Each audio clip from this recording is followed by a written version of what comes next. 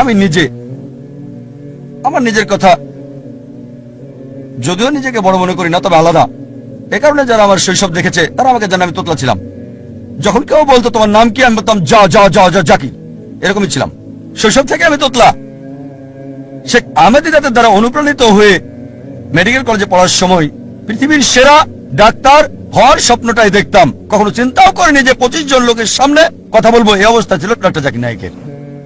স্বপ্ন দেখতাম পৃথিবীর সেরা ডাক্তার, বড় সার্জন হওয়ার। কখনো স্বপ্নেই ভাবিনি। স্বপ্নের ক্ষেত্রে যে কোনো স্বপ্ন আপনারা দেখতে পারেন, তবে 25 জনের সামনে কথা বলার মতো স্বপ্ন আমি কখনো দেখিনি।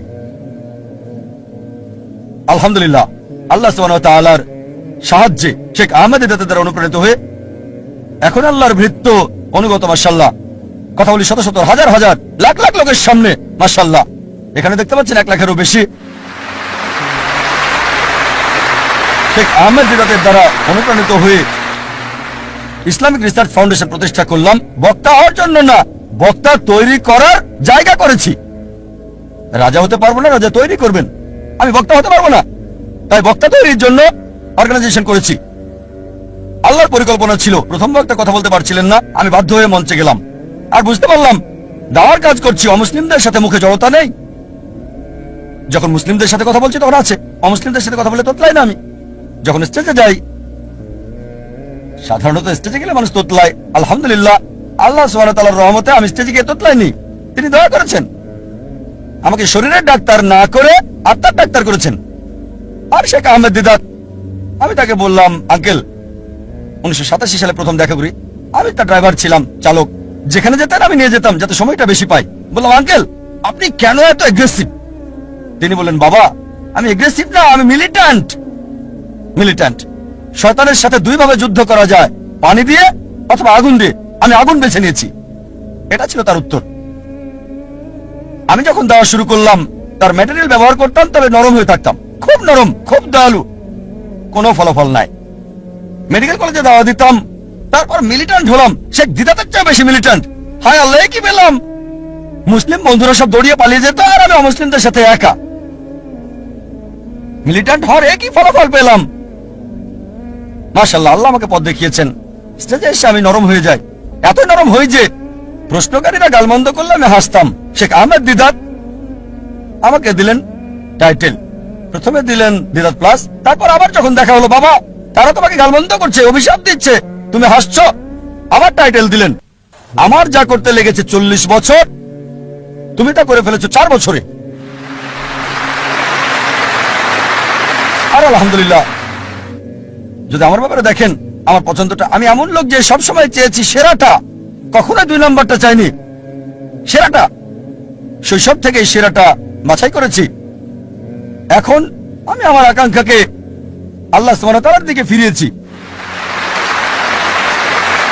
একেবারে সেরা ক্যামেরাটা চেয়েছি, সেরা যন্ত্রপাতি, সবচেয়ে ভালো পরিবেশ আল্লাহর বার্তা প্রচার করার জন্য। সেরা কনফারেন্সটা করতে চেয়েছি। এই কারণে এই কনফারেন্স আমরা এখানে করছি। ধরেন গ্র্যামি অ্যাওয়ার্ডস এবং অস্কার অ্যাওয়ার্ডস, এদের উদ্দেশ্যটা হারাম, তবে তাদের প্রযুক্তি প্রশংসা করার মতো। বললাম কেন আমরা করতে পারবো না আল্লাহ সুবহানাহু ওয়া তাআলার জন্য? উদ্দেশ্য ভিন্ন, আল্লাহ সুবহানাহু ওয়া তাআলাকে খুশি করা। পৃথিবীকে দেখাতে চাই যে আমরা মুসলিমরাও আলহামদুলিল্লাহ করতে পারি। এমন না যে এগুলো ছাড়া দেওয়া হবে না, হবে। আমরা দেখাতে চাই যে আমরা আল্লাহ সুবহানাহু ওয়া তাআলার জন্য সেরাটা চাই।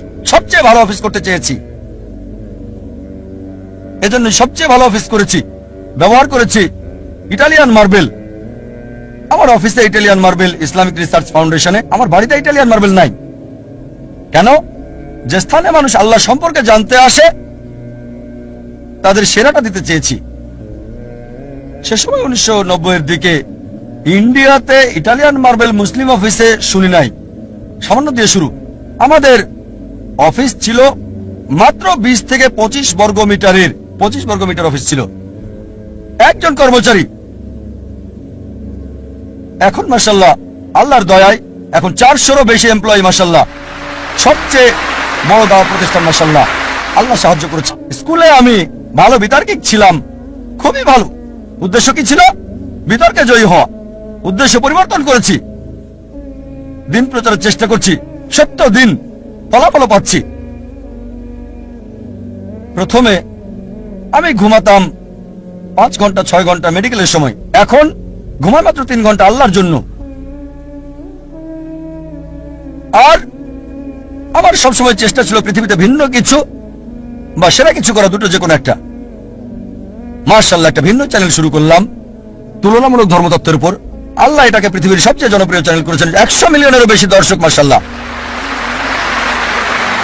এর 2 বছর পর চালু করেছি নতুন চ্যানেল পিস টিভি উর্দু। গত কনফারেন্সে ঘোষণা করেছিলাম ইনশাআল্লাহ জুন অথবা জুলাইয়ের মধ্যে চালু করব নতুন চ্যানেল, এবং আল্লাহ সাহায্য করেছেন। 19শে জুন চালু করেছি নতুন চ্যানেল পিস টিভি উর্দু।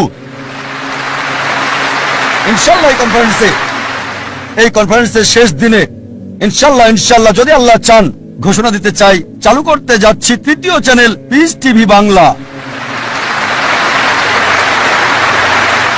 কারণ বাংলা ভাষা মাশাআল্লাহ শত শত মানুষ বাংলায় কথা বলে, এটা দরকার। আমার ইচ্ছা সব ভাষায় এরকম ইসলামিক চ্যানেল চালু করা। তবে আল্লাহ যদি চান রমজানের পর ইনশাআল্লাহ আগামী বছর 2010-এ ইনশাআল্লাহ যদি আল্লাহ চান, আল্লাহ যদি সাহায্য করেন, আল্লাহর সাহায্যে 3য় চ্যানেল চালু করব পিস টিভি বাংলা ইনশাআল্লাহ। আরেকটা আশা ছিল চ্যানেলের পাশাপাশি একটা স্থান থাকবে যেখানে মানুষকে জীবনের আসল লক্ষ্যের শিক্ষা দেওয়া হবে। তাই স্কুল চালু করেছি, ইসলামিক ইন্টারন্যাশনাল স্কুল। উদ্দেশ্য আল্লাহ সুবহানাহু ওয়া তাআলার সন্তুষ্টি। আল্লাহকে খুশি করার মধ্য দিয়েই দেখবেন আল্লাহ আখিরাত এবং দুনিয়াতেও পুরস্কার দান করবেন। এই ইচ্ছা নিয়েই স্কুল চালু করেছি যে ইনশাআল্লাহ ইসলামিক ইন্টারন্যাশনাল স্কুলের প্রত্যেকটা ছাত্র, বোম্বেতে 400-এরও বেশি, চেন্নাইয়ে 250-এর বেশি, ইনশাআল্লাহ তাদের সবাই 100 গুণ বেশি ভালো পাবে শিক্ষা এবং পরিবেশ জাকির নায়েকের চেয়ে। এটা আল্লাহর হাতে, তিনি জাকির নায়েক বানাবেন কি তারও বেশি। তবে আমাদের উদ্দেশ্য তাদের ভিত্তি করে দেওয়া, ফাউন্ডেশন দেয়া, যেখানে 100 গুণ ভালো সেবা পাবে, ট্রেনিং পাবে, ভিডিও পাবে, পরিবেশ জাকির নায়েকের চেয়ে। এটা আল্লাহর হাতে, তিনি বানাবেন কিনা। একটা উদাহরণ দিচ্ছি আমি। আমার ছেলে ফারিক নায়েক, আপনারা চেনেন মাশাআল্লাহ। আপনাদের বলেছিলাম গতকালের আগের দিনের লেকচারে, আমি ভাষা হিসেবে আরবি জানি না। আমি বলেছি আমার ছেলেকে আরবি শেখাবো ইনশাআল্লাহ, লুগা ফুসা। স্কুলের সব ছাত্রকে শিখিয়েছি মাশাআল্লাহ। আমার ছেলে যখন স্কুল শুরু হয় মাশাআল্লাহ, সে ছিল সেরা খেলোয়াড়, ট্রফি পায়। 1 বার না, 2 বার না, 3 বার না, 4 বার না, টানা 5 বার পেয়েছে সে।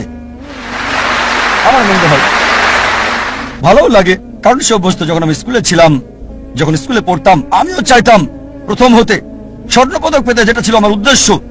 দেখবেন তরুণরা 100 মিটার দৌড়ে প্রথম হয়, স্কুলে কখনো গোল্ড মেডেল পাইনি।